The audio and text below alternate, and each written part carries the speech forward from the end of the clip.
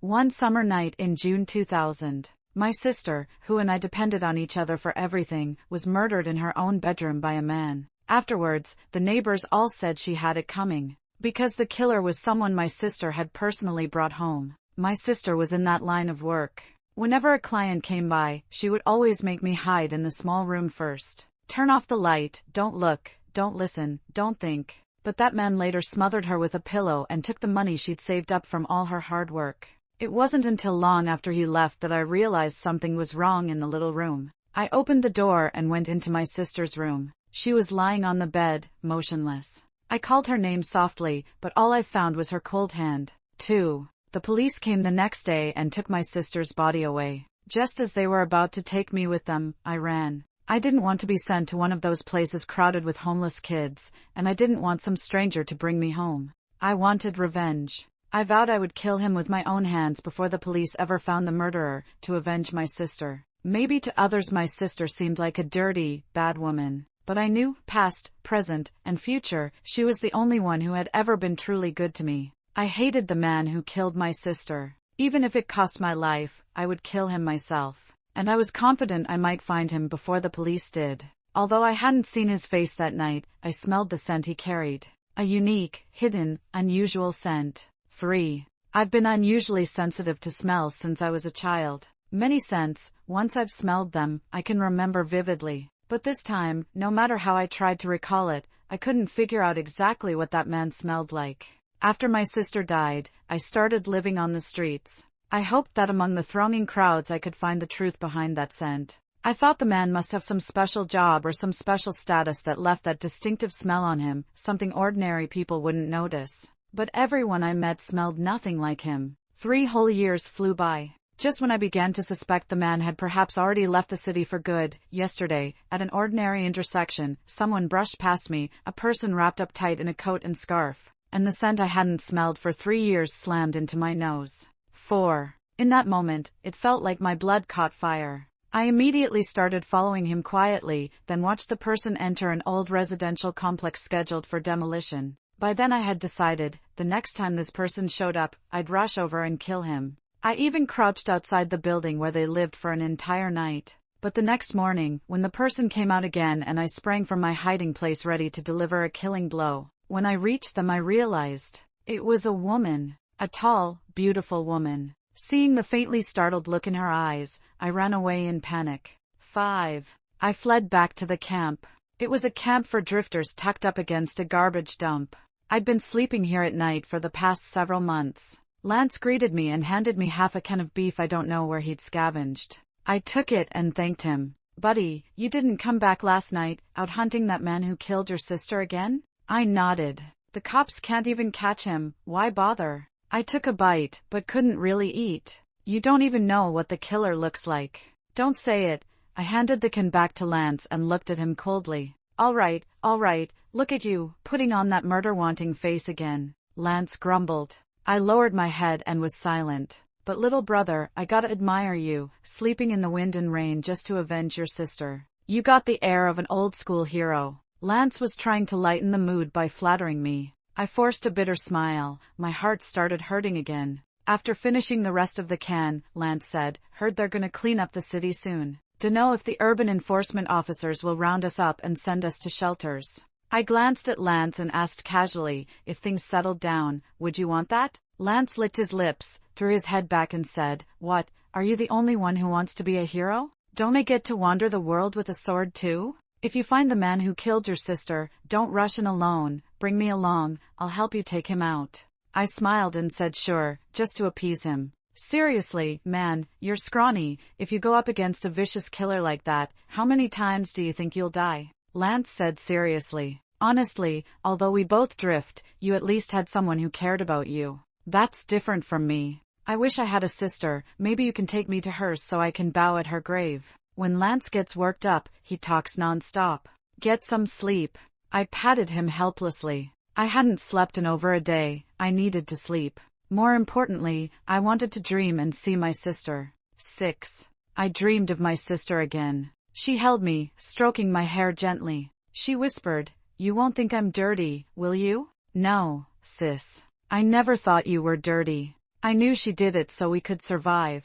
Be good. Once I save enough, I'll buy us a big apartment. Then I'll take you out every day, to eat the best food, see the best places. I'll show you the world. I don't ever want to leave you. She hugged me and began to cry. Then I felt her being pulled away from me, toward that man, the one with that strange smell. My sister screamed for help, clutching at me with one hand. I screamed too, let go of my sister. I woke up in a jerk and found Lance shaking me. Stop being a jinx, get up, run. The city inspectors are here. 7. I was half asleep when I saw vans rolling up in the dark.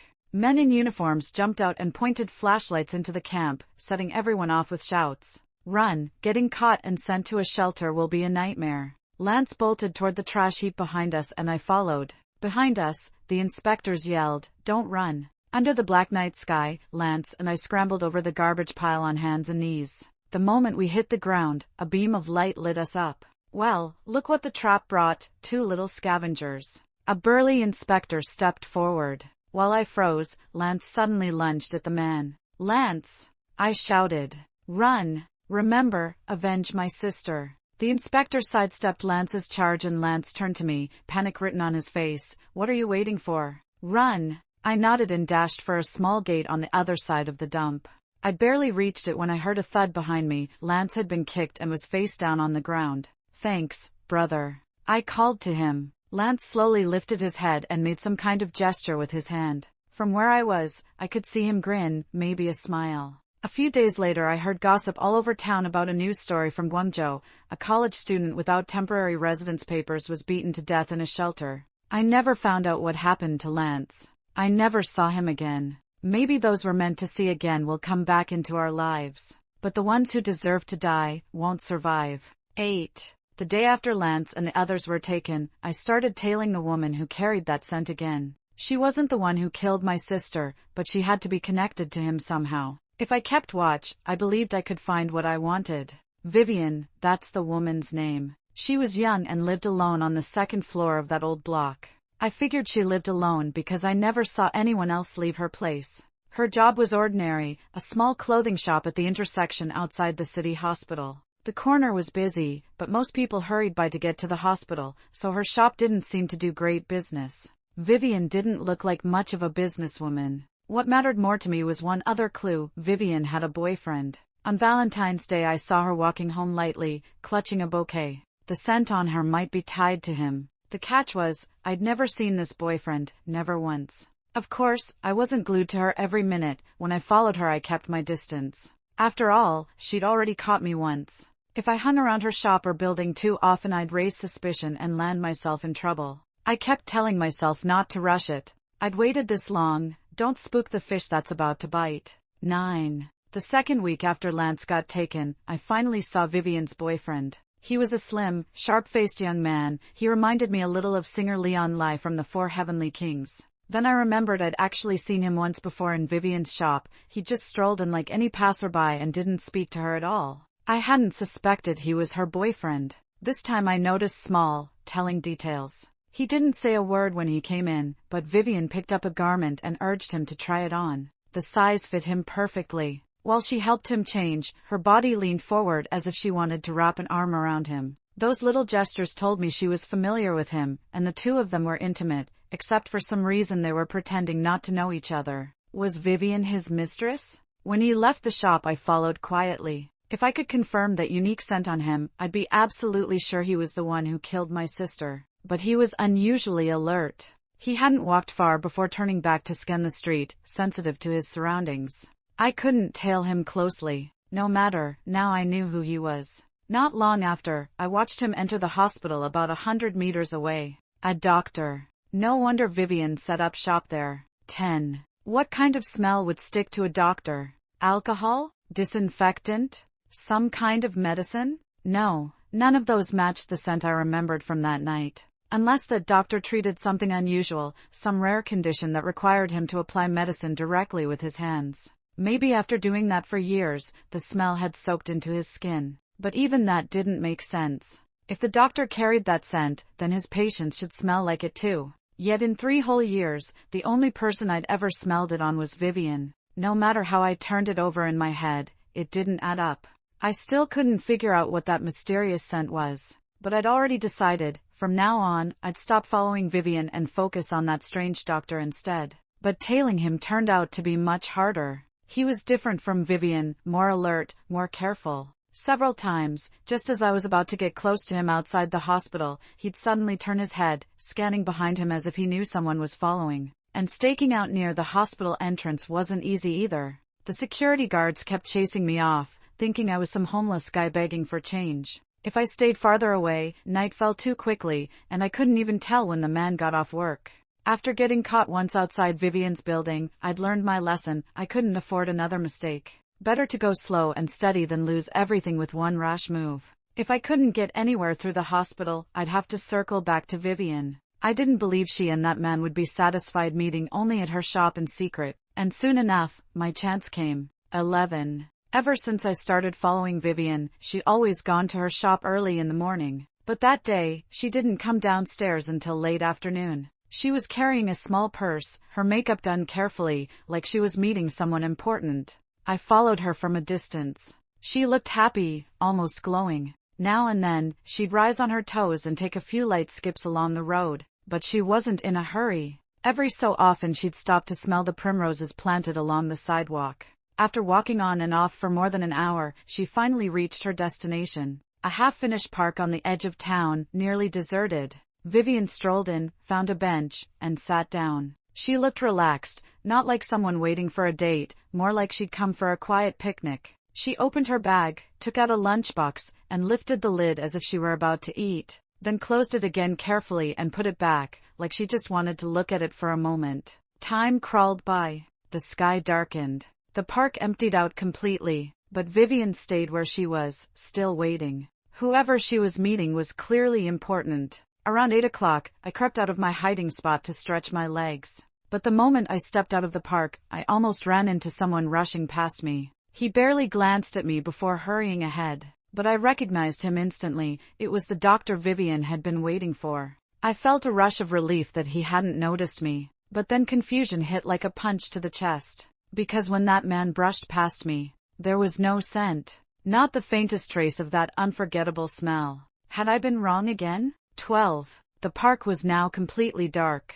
Only moonlight spilled across the trees, the path, and the freshly painted benches. But couples meeting in secret don't care about things like that. To them, it probably felt romantic.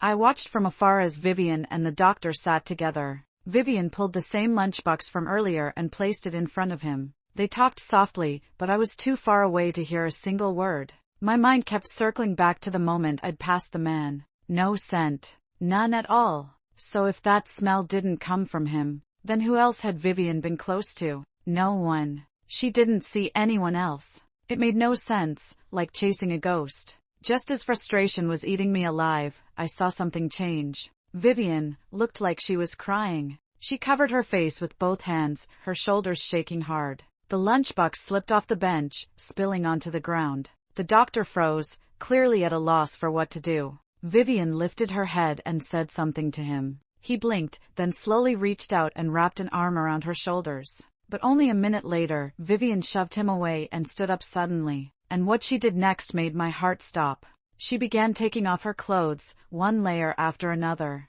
Her coat, her jacket, her jeans. Piece by piece, she stripped them off and let them fall to the ground. Her silhouette, outlined by the moonlight, burned into my eyes. I was stunned, completely frozen. But at the same time, I couldn't deny it. Under that pale light, her body looked heartbreakingly beautiful, fragile, and free. Vivian took a few steps back, facing the man. She spread her arms wide and said something again. The first time, I couldn't make it out. The second time, her voice was louder. "Hold me," she cried. But the man's reaction shocked me even more. He suddenly covered his mouth, his throat making a strained sound. Then he jumped up from the bench and ran like something had terrified him to the core. Vivian laughed then, a loud, broken laugh that echoed through the park. But the laughter sounded hollow, almost painful. She laughed until she sank down, picking up the spilled pieces from the lunchbox one by one. Then her laughter turned to sobs. There she was, clutching the lunchbox, barefoot, naked in the cold spring night,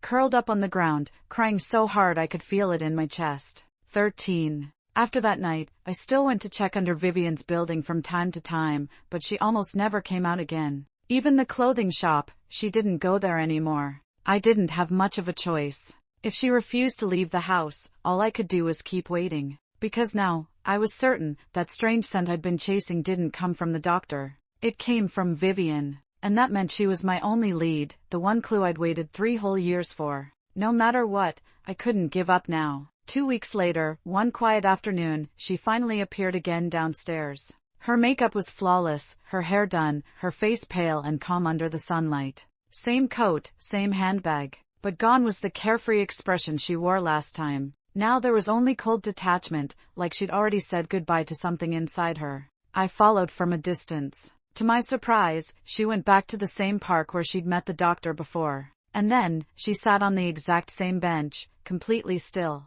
like a statue. Was she waiting for him again? I moved a little closer this time, crouching in the same spot I'd hidden before, just better positioned. The night quietly fell again. Moonlight spread across her unmoving face. Then, footsteps. From the distance, a man was walking toward her. Yes, it was him, the doctor. He stopped in front of her but didn't sit down. Because I was closer this time, I could faintly hear what he said. "Vivian," he murmured, "let's make this the last time we see each other, all right? After tonight, no more." Vivian tilted her head up and smiled. Then she gently set her handbag aside, stood up, and said softly, "Hold me." The man froze, just like last time. "Just once more," she said. "For the last time." He hesitated, but in the end, he still opened his arms and pulled her close. Watching them, I suddenly thought of my sister. She used to hug me too, all the time. Hugs are strange things, aren't they? Sometimes they mean love. Sometimes they mean goodbye. Vivian was in his arms, breathing softly, trembling slightly. Then I noticed her hand, one was clutching his back, and the other was holding a knife. Before I could react, the blade plunged deep into his back. The man gasped, stumbling forward. Vivian stepped behind him, yanked the knife out, and, without a word, struck again. He fell to his knees, calling her name, voice shaking. "Vivian, please." But she didn't stop. Her face was spattered with dark stains, his blood, as she kept striking, again and again. And she laughed. That high, broken laugh echoed through the empty park, sharp, eerie, and hollow. When it was finally over, the man stopped moving. Vivian straightened up, breathing hard, then she began to giggle again. And then she started dragging his body toward the trees. Toward my hiding place. 14. The sound of his body scraping through the grass made my stomach twist. Closer. Closer. I could almost feel those lifeless eyes staring straight at me through the dark. My heart pounded. If she found me, what would I do? Run? Fight her? But if I killed her, my only lead would vanish forever. Luckily, she stopped just a few meters away. She dropped the body, didn't even glance my way, and turned back toward the park's exit. I stayed frozen, barely breathing, until the sound of her footsteps disappeared completely. Then, for the first time, I looked at the body. The doctor's open eyes stared blankly at the trees. I didn't dare turn my head, afraid that if I did, I'd find Vivian standing behind me, smiling with that bloody knife. But minutes passed. Nothing. It was just me and the corpse. I slowly stood up, my knees trembling. I had to find her. Crazy or not, I had to know the truth behind that smell. My revenge mattered more than anything now. 15. Vivian's apartment door wasn't even locked. Just slightly open. The living room was dark, but light glowed faintly from the bedroom inside. And from there, I heard strange sounds. Raspy breathing. Soft gasps. I slipped inside, silent as a shadow. It was my first time in her home. The moment I stepped in, I smelled it, that same scent. The scent I'd been chasing for 3 years. Thick, heavy, unforgettable. It filled the entire place. My pulse quickened as I crept toward the bedroom. Then, my shoulder brushed against something hanging from above. I turned my head, and almost screamed. From the ceiling fan, hung Vivian. She was naked. Her body swayed faintly in the air, pale against the darkness. And I realized she had ended her own life right there in her living room. 16. I stared at Vivian's body, still faintly warm, and swallowed hard. She had, actually taken her own life. But from the bedroom, where the light was still on, I could hear something else, a man's heavy, ragged breathing. There was someone in that room. And somehow, I knew. That man, he was the source of that strange scent. He was the one I'd been looking for. The one I needed to kill tonight. I crept forward and slowly pushed open the bedroom door. What I saw inside nearly made me forget how to breathe. A middle-aged man, maybe in his 50s, was lying naked on the bed. He was holding a small knife, scraping frantically at his own skin. His body looked like it had been torn apart, covered in raw wounds. But he didn't stop. He just kept cutting, gasping, trembling, bleeding. The metallic smell filled the air. And beneath that, I caught it, that scent. The one I'd chased for 3 years. It was pouring out of him. I whispered through my teeth. It was you. You killed my sister, didn't you? The man lifted his head, eyes wide in confusion. Die, I hissed, and charged at him. He screamed, rolling off the bed, and we crashed to the floor, wrestling violently. Then, I felt a sharp pain in my stomach. He had grabbed the knife, and stabbed me. For a moment, everything went cold. The knife was still inside me. I could feel the warmth of my own blood spreading out. I let out a muffled groan and went limp, pretending to lose strength. The man leaned back against the wall, panting hard, thinking he'd won. That was my chance. I lunged again, with all the strength I had left, and drove the weapon I'd brought straight into his throat. The man's eyes went wide, then the room filled with the sound of his last breath. I didn't let go. I held him tight as his body went still. Die, I whispered over and over, my voice shaking. Die, die, die. Tears blurred my vision. Sister, did you see that? I did it. I avenged you. 17, Drake's POV. I was half asleep when the call came in, right before dawn. 3 murders in one night. The city hadn't seen anything like it in years. I rolled out of bed, grabbed my phone, and spoke with Gavin, my colleague from the precinct. The first case happened at that unfinished park on the edge of the city, he said. Victim's name is Preston. Doctor at the city hospital, respiratory department. Age 29. Multiple stab wounds. Definitely homicide. The second one's at the Happiness Street apartments. Victim's a woman, name's Vivian, local boutique owner. Looks like suicide. And she. The line cut out before he could finish. My old phone had finally died. I sighed, tossed it on the bed, and rushed out the door. By the time I got to the station, everyone was already at the second scene. It was almost dawn when I arrived at the apartment. Vivian's body lay on the living room floor, covered with a white sheet. Gavin and our forensic guy, Keith, were already there. What's the story? I asked. Gavin walked over, frowning. This one's pretty straightforward. She left a note. In it, she confessed to killing that doctor, Preston. Any motive? She and Preston used to date, he said. But she got sick. Broke things off. Later, he moved on, had a new fiancée, but still couldn't completely let go. They started seeing each other again. Then during one of their meetings, something went wrong. Vivian realized he could never really accept her illness. She snapped, and killed him. What kind of illness? Something called Marek's disease. I blinked. Never heard of it. Keith chimed in quietly, it's a very rare genetic skin condition. Kind of like a severe form of ichthyosis. There are only a few thousand cases worldwide. I walked closer and lifted the edge of the sheet. Just one look, and my whole body tensed. Vivian had been beautiful, delicate features, soft expression. But her arms and abdomen were covered in skin that looked wrong. Not human. Almost reptilian, even worse, rough and dry, like cracked scales. Keith cleared his throat. You should see the bedroom. Vivian's father? I asked. You'll understand when you look.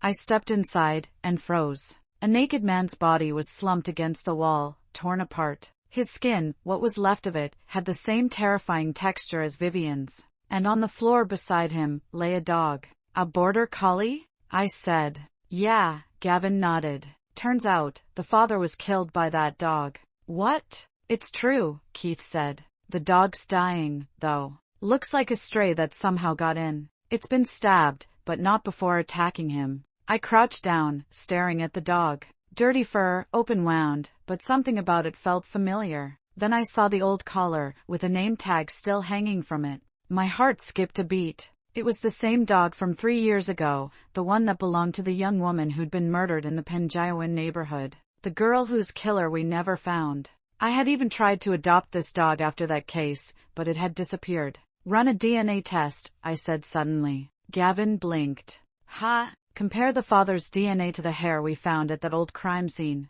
Let's see if they match. We've got testing capability now. Let's use it. 18. The results came back 2 days later. It was a match. Vivian's father was the murderer from 3 years ago. The discovery shocked us all. According to the data, Merrick's disease often caused severe psychological distress, even delusions or violent impulses in rare cases. That must have driven him to kill that girl back then. But the real mystery was the dog. How did it find him again after all these years? Keith offered a theory. Scent, he said simply. Dogs can recognize thousands of smells, even detect illnesses. That collie must have tracked the unique scent produced by Merrick's disease. We were speechless. Vivian's father had moved cities after the murder, taking her with him. They only returned last year, and he'd been hiding inside ever since. And that dog had waited 3 years to find him. The thought made my chest ache. I turned to Gavin. Do we know where that girl was buried? Yeah. Why? If we can, let's bury the dog next to her, I said quietly. Everyone agreed. When I got home later, my golden retriever ran out of the living room, tail wagging wildly. He was still young. I'd adopted him from the shelter not long ago. He was loud at night but sweet, loyal, and loved attention. I ruffled his fur. Hey, buddy. You were a stray once too, huh? You know, that border collie spent 3 years on the streets, just to avenge its owner. My golden retriever tilted his head, then let out a low, soft whine, like he understood every word.